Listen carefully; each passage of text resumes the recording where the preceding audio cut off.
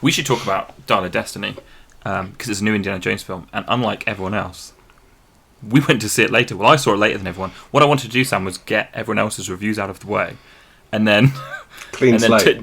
And then disagree with them entirely, and then we would have the review that is the review that people need to listen to, because we've heard everyone else's review. The definitive review. Fucking too right. So we went to see Dial of Destiny recently. What did you think of Dial of Destiny going in? Skeptical. Hopeful. I'm always hopeful. But very skeptical. Yeah, so like the trailer had me excited. It looked like a traditional indie film, and I think this review, what we can decide is why this indie is a great film and also a fucking terrible film, because I'm on both sides of the bench when talking about Indiana Jones and the Dial of Destiny. I would love to hear why you think it's a great film. Why I think it's a great film, and it's growing on me. It's one of those films that slowly grows on me. It's not like I had first impressions. I walked out completely muddled, and I think the biggest reason is because the whole tone of the film didn't feel like a regular Indiana Jones film. It didn't have the fun and the laughs. It was sort of far too serious for an adventure. Somber, miserable, very somber, and like Spielberg, Lucas, they love to end their films on a high. Like when they said to George Lucas, "You should kill someone." Didn't they suggest someone said kill Lando in Star Wars? He's like, "No, I'm not going to." Harrison Ford wanted to kill Han Solo off at the end of Jedi. And people said, "Oh, if you kill someone, make it more epic, make it more, it's the last one." Da da da.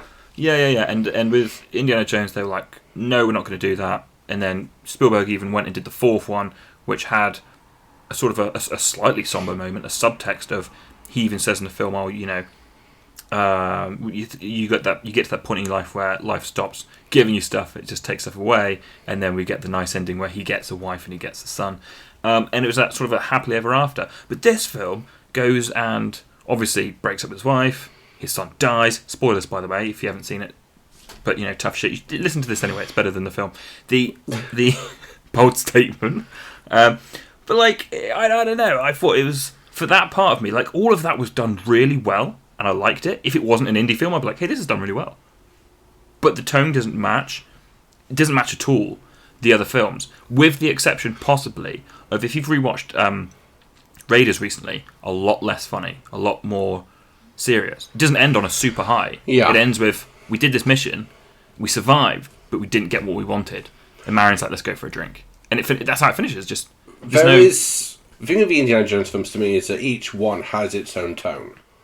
So you think? Yes, yeah, I do. I think they're all adventure films. Raiders is actually quite dark and serious. It has moments of levity and some humour in it, absolutely. But there is a little bit of a sense of dread throughout. Like there is, and the music is very much almost has horror tones to it. Yeah, absolutely. And when you look at Temple of Doom, and Temple of Doom is a lot. On the one hand, it's a lot pulpier and kind of stripped back. But on the other hand, it's pretty horrific. Like, we're talking about child enslavement and torture and people having their hearts ripped out and... terrific. Quite stereotypical views of culture. It's slight doses of racism. But, and then you look at The Last Crusade, and that is very much... a much more light-hearted, bordering on action, adventure, comedy, bordering. But it has a real, much more sentimentality than the other films. Absolutely. And I think that's the one that ties in mostly with this one, in terms of tone. There was a couple of things that I was looking out for in this film that I didn't see. So this was made by James Mangold, and he didn't specifically want to do this straight away. He had to be convinced by Harrison Ford and Spielberg, who had decided he didn't want to direct it either. Interestingly, there were rumours back when the Disney acquisition took over of Lucasfilm that there was going to be a new Indiana Jones, because Harrison Ford wasn't keen on doing Star Wars. I'm assuming it's because he's sick of the fans asking him Star Wars questions all the time, talking to him about Star Wars, but he was very keen to do an Indiana Jones. But Disney were like, let's go Star Wars, and they've rinsed it, and then 10 years later, a decade later, they did Indiana Jones, 11 years after the acquisition. And I think Mangold as a director is fine. I think he's a fantastic director. So I was looking out for not auteur traits, and auteur traits is like when you see a director, you can see it's his film because there's little traits that he always puts into a film.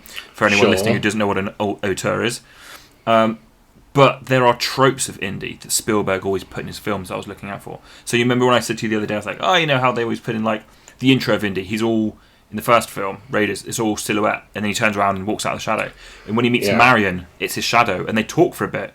Just with the shadow, she talks to like we're looking at the shadow, but we know it's indie, and that carries on through the films. Is that an indie trope, or is that a Spielberg trope? Because Spielberg does that a lot. I mean, you can see in a lot of his films. I mean, even in The Fabelmans, there's a lot of work with shadows and. Well, this is the thing. Yeah, this is sort of an indie thing. He puts it. I was wondering if it's an era thing because it's 1937, 36, 38. It's in the 30s, and he's depicting those sorts of noir. Like detective films, isn't he, with the shadows and the angles, and that's the sort of thing he's trying to create to a degree with the first 3 indie films. But then he puts the shadows in the 4th one, which is set in the 50s, 56 or something like that. So the shadows and stuff is, and I just thought for me it's a trope of Indiana Jones, and I was looking forward to seeing maybe his reveal as not just the mask, the hood being pulled off his face, at least something that was charming like that with the music. But the whole film, it just felt more and more depressing. And for me, that reason, it didn't time with the others. Other reasons as well. What do you think of the action sequences? Lifeless. Yeah, man. I think the reason I think the first few Indiana Jones films hold up so well now is because we've said this before, and loads of other people have said it, there is a practicality to them. That, yes, there are special effects. Yes, there is a degree of, green screen or composition, like rotoscoping or whatever. And Temple of Doom, they use dolls and, stop motion or miniature and all this other stuff. So, yes, there's always special effects been involved in most films, but there is a grittiness, there is a reality to them, because as fantastic and a little bit OTT as they can get, they always hold that line of believability. And I think it is through that physicality. So, like in Last Crusade, when the stuntman jumps from a horse onto the tank, the man just did it. There was no CGI background and CGI double. The man just jumped from a horse onto a tank, and they needed Indy to climb underneath a moving truck, a guy climbed under a truck that was moving. And it looked incredible. And it was gritty and raw. Amazing. And it's immersive. And I think, Temple of Doom, when we're on the bridge, they made a real bridge, and they went out on that bridge and filmed on it. And there is always this sense of grittiness that, like, I don't know, like, they just grabbed a camera and just did it. And, and they risked life and limb to portray the best action. And it's my main criticism with most of the action sequences in Crystal Skull, and it's my main criticism of the action sequences and most of the film in this one, is that there is this constant CGI glossiness that is prevalent throughout the entire film, where I don't believe anything that I'm seeing. Exactly. I think you've been the oversaturation of CGI. I remember I was talking to someone about one of the new Marvel films. I think it was Black Panther 2, and there's this war underwater, and they come out, and it's just more laser cannons and buildings crumble, and you just don't care. It doesn't seem epic. It doesn't seem fantastical. I mean, 20 years ago perhaps, but now it's just dull. The opening we've seen it all. Yeah, we've seen it all. Of course, we've seen it all. The motorbike sequence at the beginning with the sidecar, and he's flopping in front of the tires, and his head nearly hits a rock, and he pulls it up. It didn't look like him. It didn't look like a real rock. It felt like I was watching an FMV of a Final Fantasy video game, or like back from the 90s. No, do you remember those? Yeah, and even it's shot at night, and I know I've seen clips of it. They're actually filming a lot of it, but I don't know what they've done afterwards. But they may have filmed it all, practically, but then they put a, filter, or they do all these enhancements to it afterwards, and it takes away from that reality, and it looks fake. So I thought that opening sequence, specifically when he gets onto the train, there was a lot of good stuff in it. Like, I loved the backwards and forwards between the carts and the fact that he's trying to sneak through the cart and the Nazis are sleeping, and moments like that, and how the turret gets dragged over and shoots the train. That felt like a very classic indie moment. Yeah. But the way it was executed didn't feel like indie. It felt like a generic Disney, Netflix, CGI-laden blockbuster where I thought, oh, that's cool, but I never felt gripped, you know? I never felt on the edge of my seat or surprised. I just, oh, okay, that's happening now. And that's how I felt like throughout. And even the, is it Morocco? The tuk-tuk? Yeah, nothing there. The chase scene throughout Morocco, or wherever they were. It never, again, it just felt like they're on a tuk-tuk with a green screen and they added all the background in, and again, it was overly glossy and the physics made no sense. Like they were outrunning in a tuk-tuk a car. Yeah, true. And you know, they're having a conversation from one tuk-tuk to the other and looking at each other, but meanwhile they're dodging other cars and maintaining like 100 miles an hour. It just, none of it made sense, and none of it felt grounded in reality. And it's, I don't know, I just felt, it kind of felt like a period Fast and Furious sequence. And that's fine if you're doing a period Fast and Furious film where there are no physics and do you think we're going to get a period Fast and Furious? Like what's it? Vin Diesel goes back in time. Vin Diesel goes back in time and races camels and stuff. That'd be amazing. I'd be something for that. But I'm not here for that. I'm here for Indiana Jones and real authentic stunts. Yeah, and they go underwater and the whole new thing is, you know, instead of rats or snakes or bugs, now they're eels. But they're just CGI eels, and I'm just like, okay, cool. Like, not cool. Not cool, rather. So the CGI on Indy, it's clearly deep fake. Well, obviously it's deep fake. Everyone knows that, or whatever CGI or whatever system they use. Yeah. It was good. I mean, it's good practical effects. You just know it's not real. I mean, it looks very good compared to anything you've seen in the past. It just didn't look real. I don't think it's good. I will disagree. I think if you freeze frame it, it looks fantastic. Is it motion blur? Do they motion blur it like when it moves? I don't know what it is, but when there's movement, I mean, but the problem is that we as human beings are insanely, like, we can be tricked with a lot of things. Like, you can throw out a car that transforms into a robot, and you can make it look photoreal, easy. But we are so used to looking at other human beings in the face and recognizing emotions and how faces work, even on a subconscious level, that when we see something that's not a face, that's not real, we might not know why we know it's not real, but we just know. And I think a lot of it was to do with emotion or something like that. But it looked like a PlayStation 4 cutscene. Well, I know exactly what you mean. I guess maybe that's an evolutionary trait. We spot things like faces. Absolutely. We have to, because we have to identify if someone's upset or if I know this person. Danger, you know, or anything like that. Like, we read people through their faces. So when there's something odd going on, we can recognise it. I think I would have been able to suspend my belief longer if he didn't sound like an 80-year-old man. That was the other thing. That was also the that was the worst part for it, because like he takes his hood off and he looks around and he's like, yeah, like, I mean, fair enough. He's an 81-year-old man when this came out. I mean, it's sort of like, okay, fair enough. Couldn't they have done anything to even in Mandalorian? When they did Luke Skywalker, they deep faked his voice to make him younger and to sound like younger, older. I thought they were going to do that. Apparently not. And and it's weird because I think that opening sequence has actually had the potential for being really good, and there are lots of elements about it that I really like. However, again, the execution of it felt like some super fancy fan short film. It does. It didn't. Yeah, that's a good way to put it. Yeah. I think Mangold's a good director, but I feel that I also felt there was no sort of visually striking stuff. There was no point where I went, "Oh, that's nicely framed." I would love to know how much control Mangold had, because this is the thing.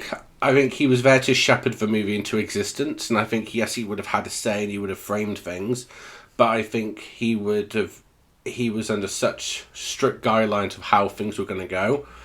Because it doesn't feel like you watch 3:10 to Yuma, and you watch Logan, and the other films he's done. What was the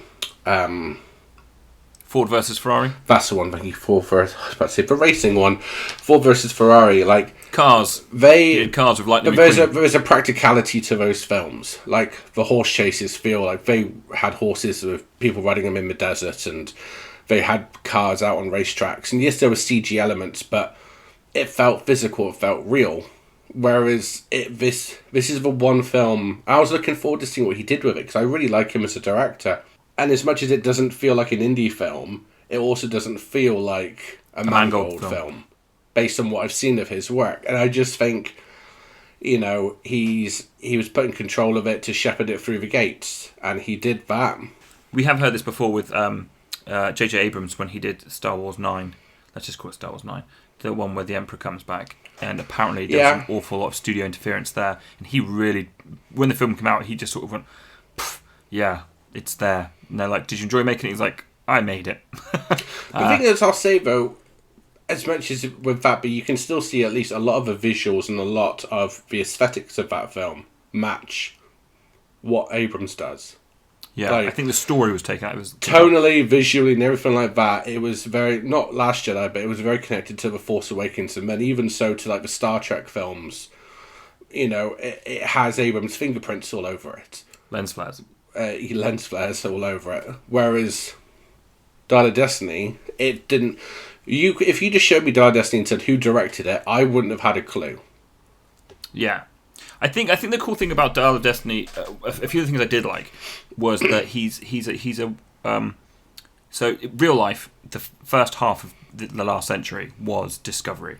It was going to Egypt, going to the Middle East, exploration. It was before there was guns everywhere, and it was a time. And then of course '69 happened, and we've got the moon landing, like the Beatles, those things that they put in the film, and it was a different era. And he is a man out of time. And they put all those sorts of things in. And there was this really somber moment for me when... Because innocent people die in Indiana Jones films, not as regularly as I can imagine. The only person I can think of that's innocent that really dies is the guy who has his heart ripped out. And it's kind of comical. Everyone else is either a Nazi or a soldier or someone. But the receptionist or the teacher... Oh man, people are getting assassinated for no reason. In this film? Yeah. Well, yeah, she got shot in the chest. And then the other guy comes along and goes, hey, what the hell's going on? And he gets shot, the dean. And then I was like, oh my gosh, that's really dark for an indie film. It felt weird, yeah. But maybe that's because it's sort of to show that these are times of peace. Indiana Jones is no longer in a war. He's a soldier, because he was in World War One, he was in World War Two. Are we thinking that, or are you trying to attribute meaning? Well, this was it. I'm wondering is that a part of it? Is that why they did it? Because to me it made no sense to just... I think it was just to make him out to be the bad guy, so you knew straight off the bat this is a bad guy, and you don't want him, and you're happy when he dies. But it was unnecessary killing for this style of film. But then again, this film, like we said, didn't fit with the other four. No. We haven't had that before. It did seem dark, didn't it? I'm not... And indie seemed generally worried. It wasn't... Not that I would say dark. I would still say Temple of Doom overall has a darker tone to it. But I would... It was just somber. And I think it didn't... I think my problem is, and it's the same problem I have with... one of problems I have with The Force Awakens is the fact that they've undone your hero. So, you catch up at the end of Star Wars, everyone's happy, cheery, and then you catch up, and then, all this stuff's happened, and by the time you come up with Han, he's no longer like an evolution of that character. He's kind of stripped back, and he's like an old version of the first selfish character to begin with, yeah, the loner. And so it's like, okay, they've kind of undone everything that we've known about this character, and now in Indy, like we have the ride off to the sunset, The Last Crusade, and then he gets married and he has a kid, and okay, cool, and he's getting on, so it's like retirement time and everything. His dad's dead, and then in this film, it's just like, okay, so now, not only is he not adventuring, his son's dead, his wife's gone. He's living on his own in his shitty apartment with noisy kids. And he was working in a university where no one cares. And he's just miserable. And I'm just thinking, okay, I get you want to go down the grouchy route and have him rediscover the joy of adventure and life and reclaim that. But I was just like, for fuck's sake, man.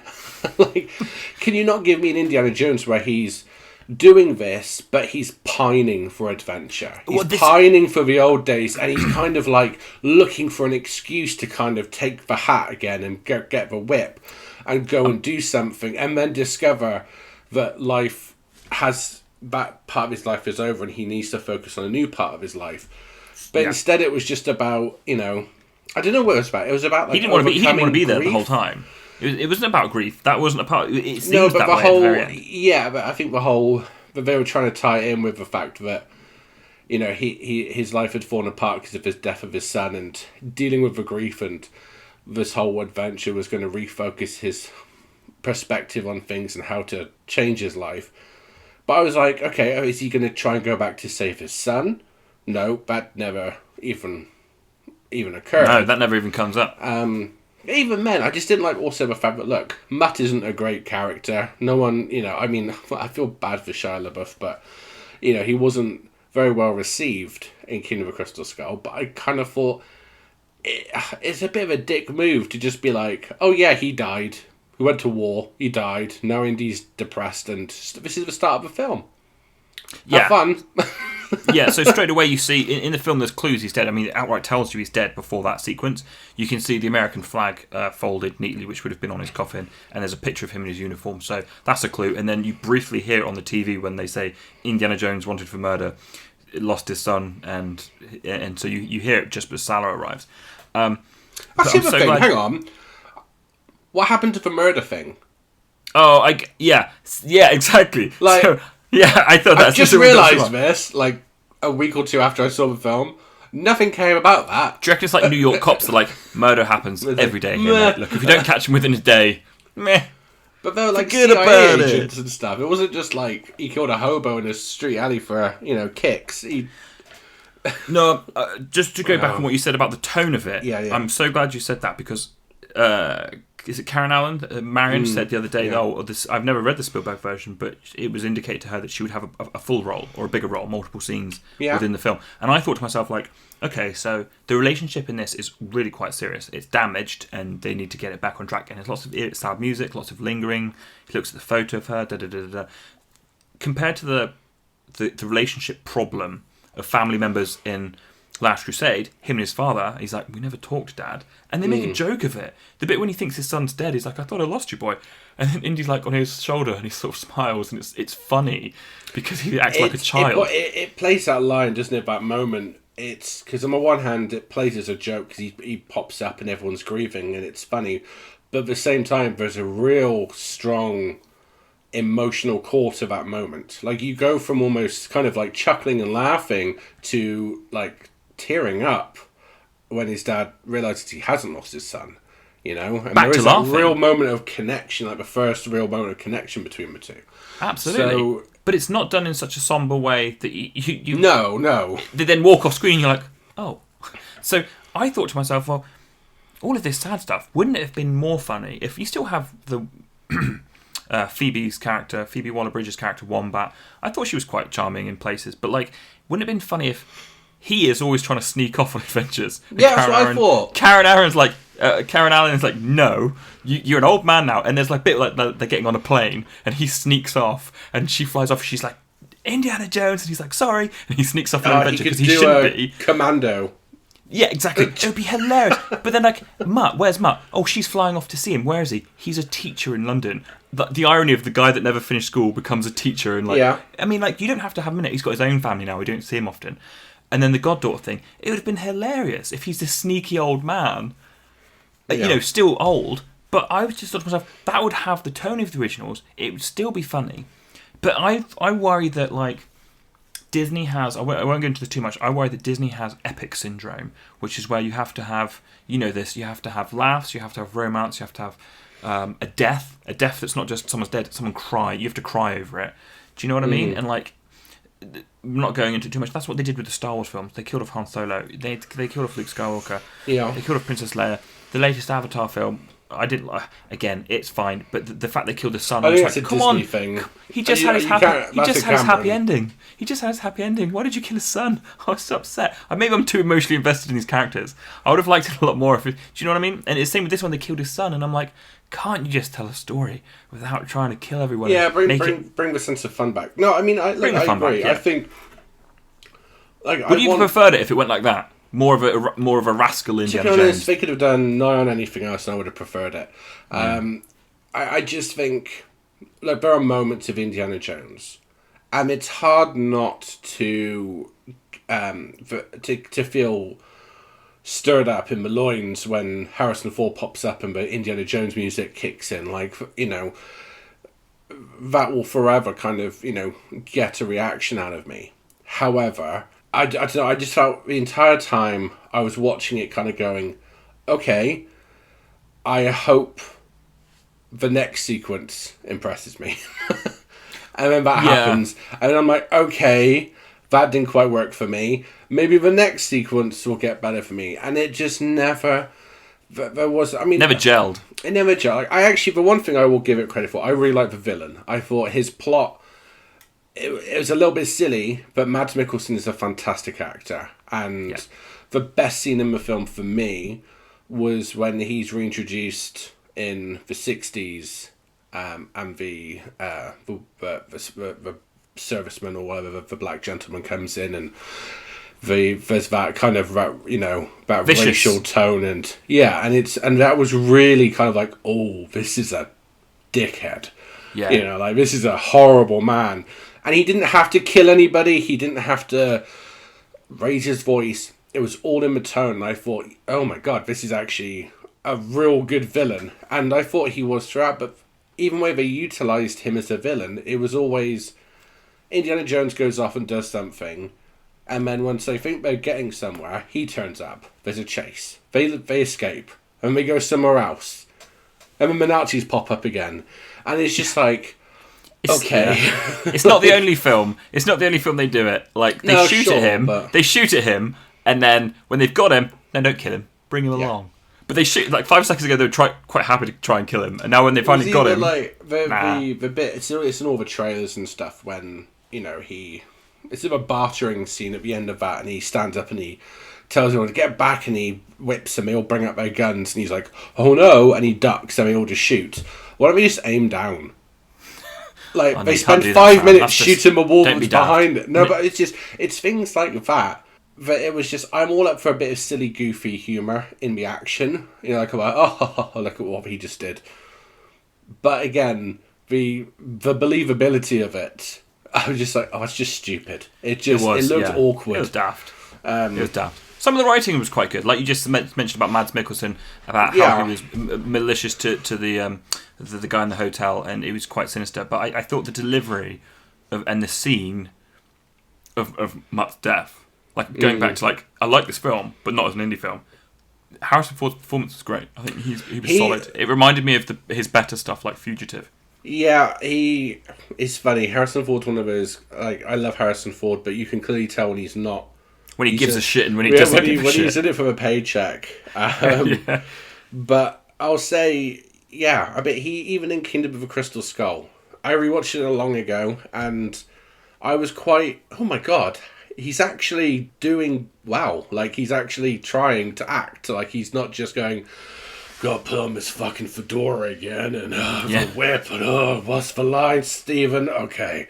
He's actually going for it, and he did the same here. And I think there are certain films where, you see him really go for it, and you think, yeah, man, like, he does honestly care about the character in these films, and it does show. Like, he's great. He is.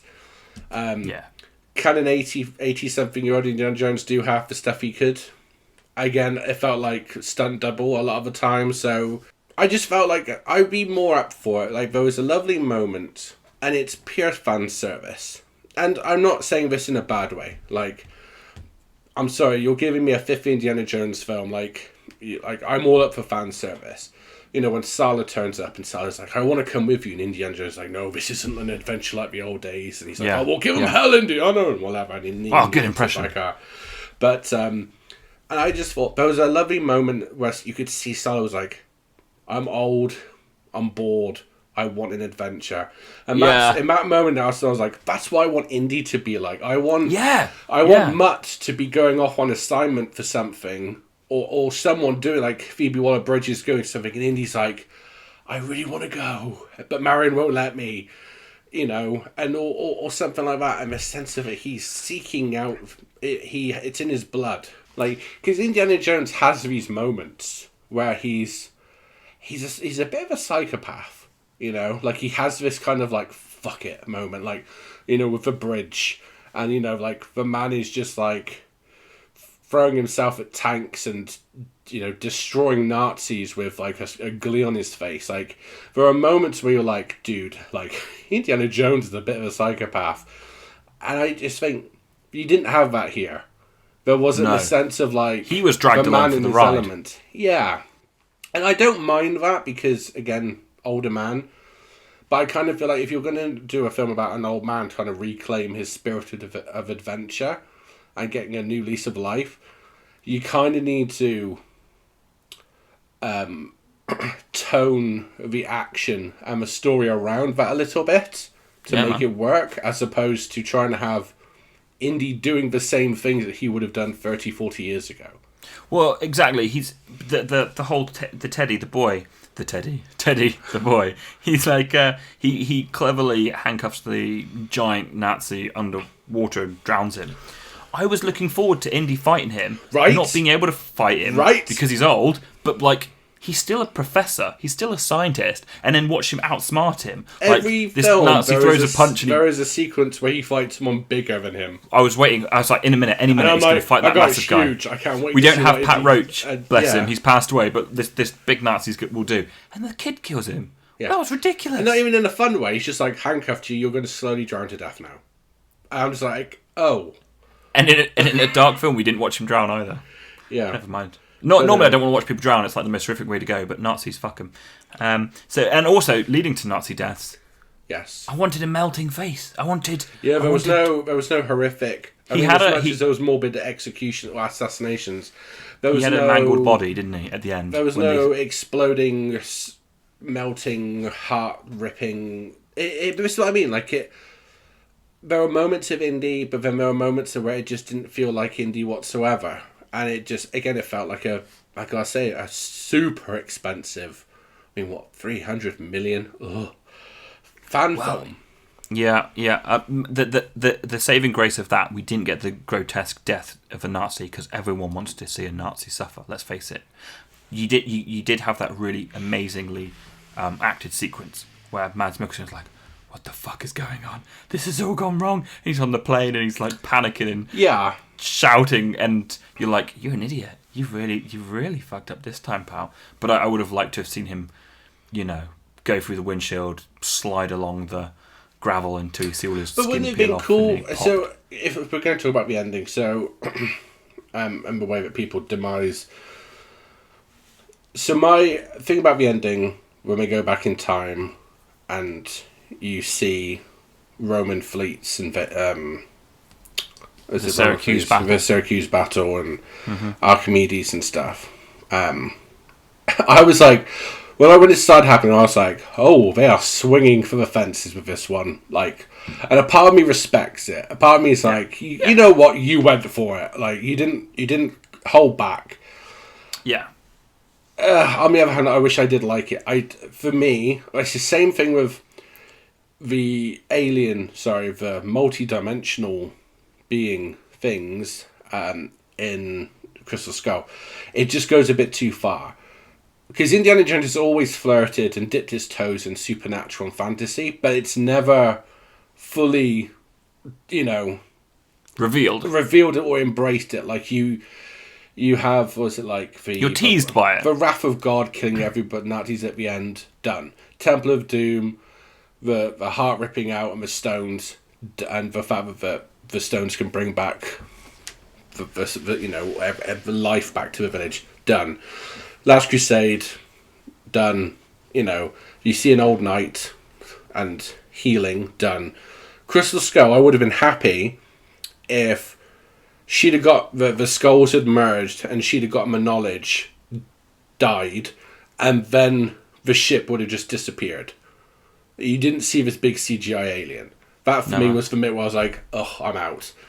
And in this, wouldn't it have been cool if, say, the plane was going overhead and you see something, a battle or something going out underneath, and they can't, like, I don't know, they can't, they see something going on underneath, and the Nazi guy jumps out, has a horrific death because he's just jumped out of this time rift. Yeah.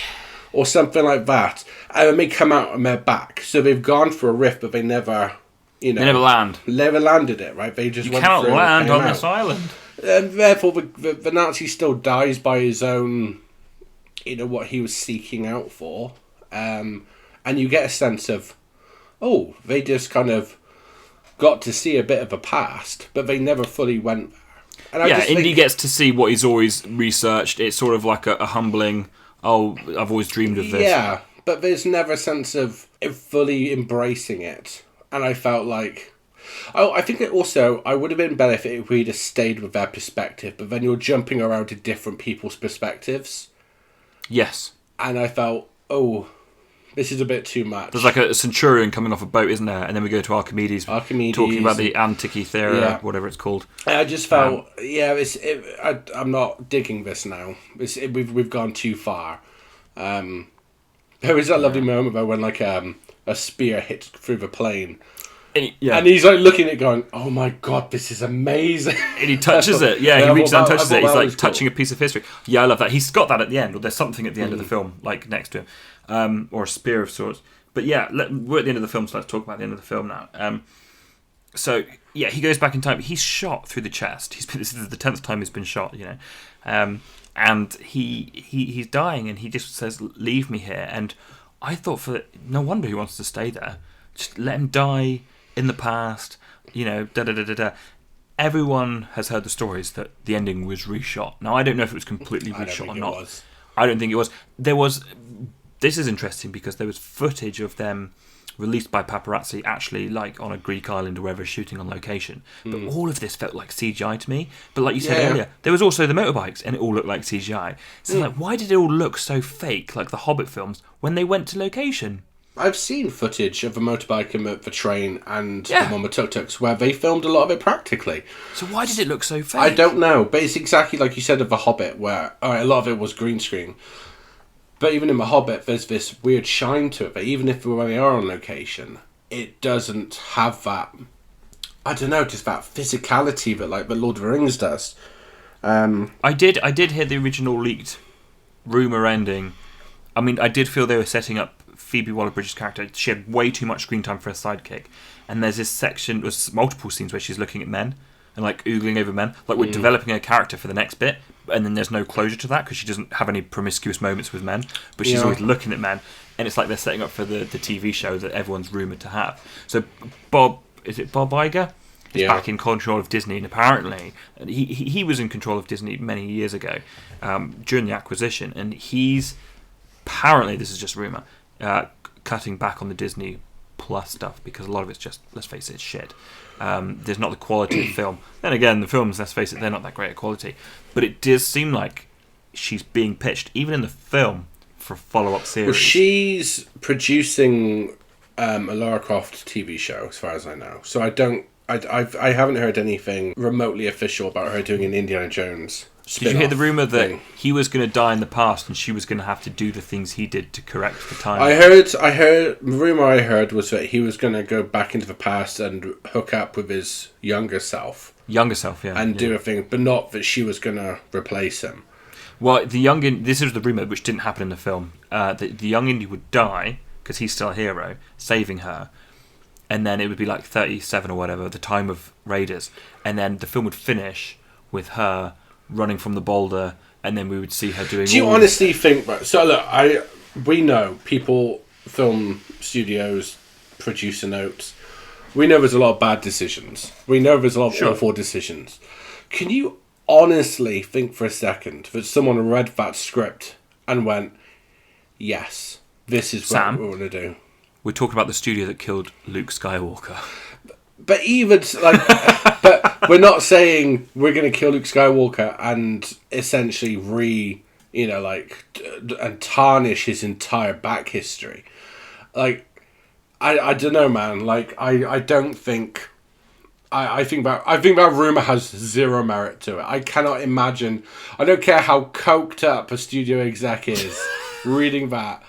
Like, I mean, these are the people that, the same kind of people that try to weaponize velociraptors in Jurassic World. But I But just they don't. kind of did. Well, yeah, but I don't see how anybody would go. And Spielberg and Lucas would be like, yeah, that's the way to go. I don't think Mangold would. I don't think Ford would. I think that rumor has zero merit to it. I think the last thing I'll touch on this is the action scenes. The whole look of the film didn't feel like a regular indie. I enjoyed bits of it, but the action scenes, to me, there's so many medium shots, so many close-ups. Maybe that was to disguise the fact that it was CG, disguise the fact that he wasn't as agile. But I remember the train sequence, just daydreaming. Like, oh, a train. Oh, wait, there was already a train. Wait, hang on, he's on a horse? Someone's on there on a motorbike? I was daydreaming. I wasn't paying attention. And for me, an Indiana Jones film, it's visual stimulation to see a guy jump from a horse to the side of a truck, to the bonnet, to jumping on a tank, to, all these fights and tumbles. Yeah. And it's real, it's visceral, and it's engaging, and it's immersive. In this film, I was not enveloped in the world. Yeah, I think also there were just too many characters. I mean, we had Harrison Ford, obviously. We had what's his name? Toby Jones's character. He was good. Yeah. Phoebe Waller-Bridges. We had the pointless Moroccan kid who is the most pointless character in film history. You had the main Nazi. You had his henchman, the big guy. You had the CIA lady. And I just felt like there were so many characters in this film that didn't need to be there. Do you think that's an amalgamation of scripts, and sometimes characters don't get dropped? Like, you've got Possibly. two scripts. I mean, look at the henchman, what's his name, Boyd Holbrook, I think, who was in Logan, and he's a good actor. And he's a henchman. He's a CIA dude going around. I like him. He kills some people. I like him. He goes nuts at the end. But his character he's just a bad guy. Like, the CIA plot didn't go anywhere. Like, what was the point of the CIA thing? Like, just have them as Nazis. Yeah, the CIA plot was completely pointless. Maybe it was trying to be era appropriate of like the 60s, and the CIA were. But like the moon landing parade, like, why did that need to be a moon landing parade? Like, all right, you can say the whole, there's sense of discovery and we're in a different age and blah blah blah blah blah blah blah blah. But ultimately, plot-wise, what did it do for the film? Nothing. It just gave you a parade sequence for him to gallop a horse through, and they can put a CGI face on him. You could have done that in his local town. I mean, Crystal Skull, the sequence where he's on the back of the motorbike looks so fantastic. And then he goes into a car and he kicks a guy, and it's all real. I know, obviously, they're on rigs, etc. The whole sequence, I was watching it the other day and thought, this is fantastic. Latter half of that film, again, the CGI ruins it. The first half of Crystal Skull is brilliant, absolutely brilliant. I'll say this about Crystal Skull, and I prefer Crystal Skull over this. As do I. I think Crystal Skull is not a particularly good film, but there are great moments in it, and I think the story of Crystal Skull is perfectly fine. I think that what happens in Crystal Skull that people get so upset about, and I don't like either, there are moments. It's the newcomer fridge, it's the CGI gopher, it's the swinging Tarzan moment, it's the alien at the end. These are moments which you could edit out that wouldn't really have an effect on the story. If you look at characters, acting, plot, it all works. And the only other thing I would say is the whole CGI forest chase scene looks atrocious. But you look at the action sequence, the as you just said, the bike chase going through the university and stuff. It's fantastic. Yeah, great to watch. But there's a sense of fun and adventure to that film, which this film has none of that. No, it doesn't. So let's face it, we've pretty much rinse to this film. It does. Like I said, it is growing on me. The action scenes, there's the dialogue when he delivers the I want to watch it monologue. again. I feel like it's a film that I may appreciate more because it's just not the film I was hoping it was going to be. Because I always say you need to. But this is it. It's like, with so many films, you have certain expectations, and you go, oh, it's not. It's this. And sometimes you need to kind of resettle into it, having the correct expectations now, taking it for what it is. But so I think upon rewatches in the future, I may settle into it a bit more. But I don't think it's going to. It doesn't come near the original trilogy. So I would settle it in just comfortably underneath Crystal Skull. Like, it wasn't good, but it wasn't horrendous. It was. I just feel like it was a missed opportunity. Missed opportunity massively. But that's it. We're not going to get another one. That is the end of Indiana Jones, unless they do a TV show spin-off, which I really hope they don't. Just leave it as it is. Do a comic. Or Marvel, make a comic. Or do it just a CGI animated film, like most of this film was. Yeah. Hey, that was Sam's thoughts. Sam, out of 10, what would you give Dial of Destiny? I would say. Tell you what, I'm leaning at a 6, a generous 6 out of 10. Yeah, I would say like a 5.7, 5.8. I'd say Crystal Skull's a 6. I'd say 5.7. This is just 5.5. below it. Yeah. You've been listening to this on. What are you listening to this on? This is on headphones. Yeah. You might be watching this on YouTube, or you might be listening to this as a podcast. Either way, leave a like and subscribe and leave a review and write to us at Roughneck Movies. Is that where we are? You tell me. You got the email. Roughneckmovies@gmail.com. You can write to us with your thoughts and questions and anything you want to say to us. And we're also on Twitter and we're also on Threads, and we'll put a link in for everything else. But for now, this is Roughneck Movies. Sam? Toodles.